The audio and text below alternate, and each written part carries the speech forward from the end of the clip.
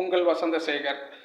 இன்னைக்கு சங்ககால புலவர் காக்கைப்பாடையாரை பற்றி தான் பேச போகிறோம். இவர் இயற்பெயர் செல்லை.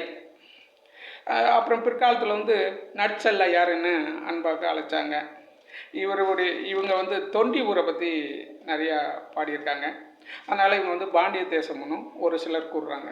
ஒரு சிலர் என்ன சொல்கிறாங்க, சேரந்தாளனை பற்றி பாடியிருக்காரு, அதனால் இவங்க சேர நாட்டை சேர்ந்தவங்க அப்படின்னு ஒரு சிலரும் சொல்கிறாங்க.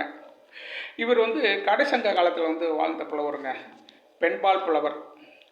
நிறைய பேர் சொல்லுவாங்களே, அந்த காலத்தில் பெண்களுக்கெல்லாம் ஒன்றும் உரிமை இல்லை அப்படி இப்படின்னு. பாருங்கள், அந்த காலத்திலே இவங்க புலவராக இருந்திருக்காங்க. அரசு அந்த நாட்டில் பெரிய புலவராக.